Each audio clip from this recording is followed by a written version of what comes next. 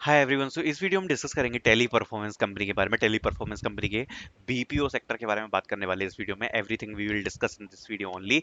So the table of content is job profile, salary, why you can join, why you can not join and salary hike. मतलब हम positive points के बात करेंगे, negative points के बारे में बात करेंगे, सैलरी हाइक के बारे में बात करेंगे, सैलरी के बारे में बात करेंगे, जॉब प्रोफाइल के बारे में बात करेंगे, वर्क को डिस्कस करेंगे basically.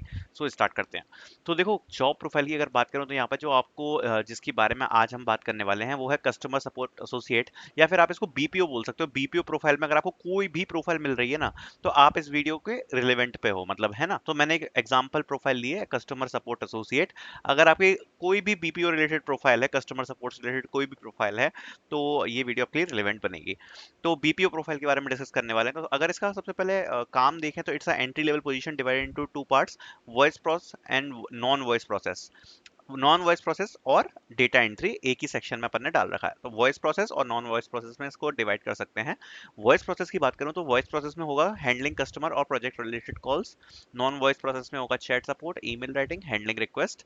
Data entry, managing the data, making excel reports and handling incident management. अब जो इंसिडेंट मैनेजमेंट है ये आपका कॉमन होने वाला है।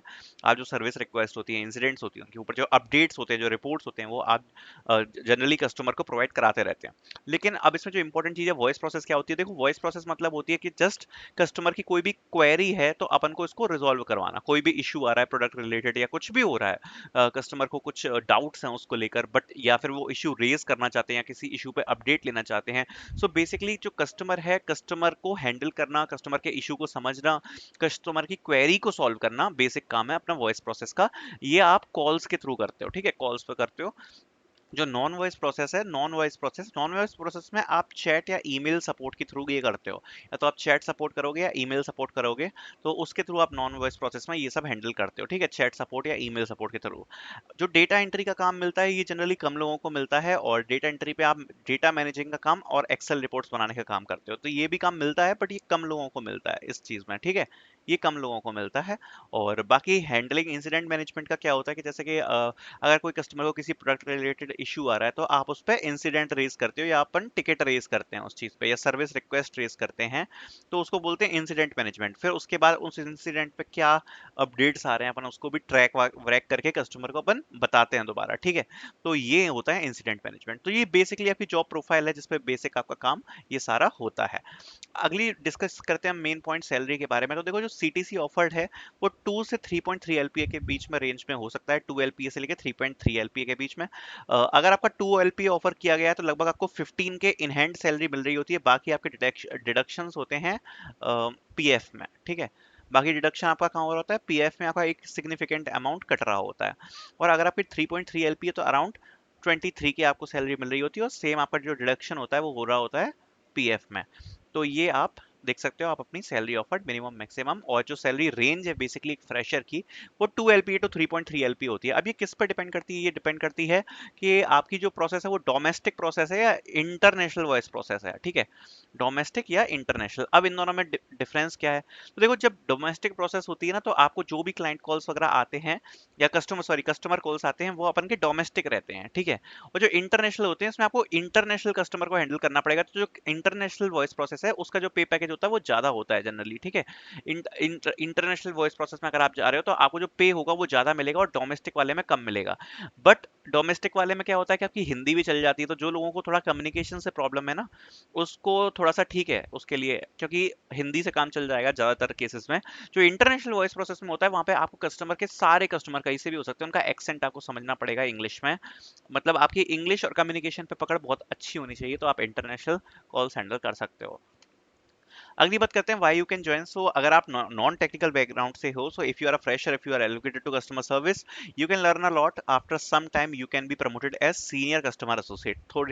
थोड़े सालों बाद आप as a senior customer associate इसमें प्रमोट हो जाओगे। So as a fresher level अगर आपको कहीं जॉब नहीं मिल रही है, आप वॉइस प्रोसेस में आना चाहते हो, आपका कोई टेक्निकल बैकग्राउंड नहीं है, तो आपके लिए अच्छी अपॉर्चुनिटी है। Your communication skills will become better. ये तो एक पॉइंट है ही, आपकी कम्युनिकेशन स्किल्स काफी अच्छी हो जाएंगी और आप कम्युनिकेशन रिलेटेड कोई भी जॉब में आगे जा पाओगे। Your presentation and customer handle skills will be become better. तो ये भी एक जेनिक पॉइंट है। You will have 3 open carriers, project manager, BPO, data entry. तो जब आप यहाँ पे एक बार जॉब कर लेते हो तो आपको एज अ प्रोजेक्ट मैनेजर भी जॉब मिल सकती है आगे, बीपीओ में भी जॉब मिल सकती है और डेटा एंट्री में भी मिल सकती है। सो ये आपके एक्सपीरियंस पे डिपेंड करता है कि बीपीओ, डेटा एंट्री और प्रोजेक्ट मैनेजर, इसमें से मतलब आपका क्या एक्सपीरियंस है, आप क्या चीजें हैंडल कर रहे हो, आपके ये तीन कैरियर पाथ खुल जाते हैं। If you are from non tech background you can enter in the corporate in the easy way. तो देखो नॉन टेक्निकल वालों को काफी दिक्कत रहती है कॉर्पोरेट में एंटर करना, बट ये एक ऐसा तरीका है जिससे आप कॉर्पोरेट वर्ल्ड में एंटर कर सकते हो, ज्यादा ये डिफिकल्ट भी नहीं होता है, इसकी हायरिंग्स चलती रहती हैं। अब why not to join if you are from technical background, अगर आप टेक्निकल बैकग्राउंड से हो, you will not get much work related to coding software, तो आपको सॉफ्टवेयर और कोडिंग से रिलेटेड कोई वर्क नहीं मिलेगा। तो ये एक नेगेटिव पॉइंट होने वाला है। अगर आप सॉफ्टवेयर फील्ड में जाना चाहते हो, अगर आप आईटी सेक्टर में जाना चाहते हो, तो अगर आप एक बार इस चीज में घुस गए तो आपका आईटी सेक्टर में आना मुश्किल हो जाता है। तो आईटी सेक्टर में अगर जो लोग जाना चाहते हैं तो उनके लिए ये चीज मुश्किल क्रिएट करेगी। After some time you will learning curve will be down, because आप डेली का सेम काम कर रहे होगे, आपको कोई भी नए चैलेंजेस वर्क नहीं मिल रहे होंगे, सेम आपका डेली लगभग काम करता है, because after some time you will find repetitive task. तो ये तीन पॉइंट्स हैं, आई थिंक ये वैलिडेटेड पॉइंट्स हैं तीनों। अगली बात करते हैं सैलरी हाइक की। तो देखो salary hike, tally performance hikes are based upon performance. First year में आप देख सकते हो कि लगभग 5 to 20% तक आपकी हाइक हो सकती है। अब ये देखो काफी डिफरेंट कंडीशन होती है, मैंने जेनरिक लिखा हुआ है। डिफरेंट कंडीशन के उस टाइम पे ये दो चार चीजें तो देखने वाली हैं कि अब मार्केट कैसा चल रहा है, कंपनी का परफॉर्मेंस कैसा चल रहा है, ये भी इंपॉर्टेंट चीजें हैं। जैसे अभी मार्केट डाउन चल रहा था तो इस टाइम पे थोड़ी हाइक्स वगैरह कम होती है, कंपनी का परफॉर्मेंस भी यहाँ पे काफी ज्यादा मैटर करता है। तो मार्केट, कंपनी और आपका परफॉर्मेंस, काफी चीजें मिक्सचर होके हाइक्स बताते हैं हम। बट अगर जेनरिक बात करूं जो हम देखते आए हैं, यस में फर्स्ट ईयर में आपको 5 to 20% तक मिल सकती है, सेकंड ईयर में 5 to 15% तक मिल सकती है, और अगर थर्ड ईयर आपका प्रमोशन ईयर है तो प्रमोशन ईयर में आपको 10 से 30% तक की हाइक प्रोवाइड कर सकते हैं। सो आई होप आपके काफी सारे डाउट्स इसमें क्लियर हो गए होंगे, टेलीफॉर्मेट के बारे में हमने डिस्कस किया। Thank you so much for watching this video.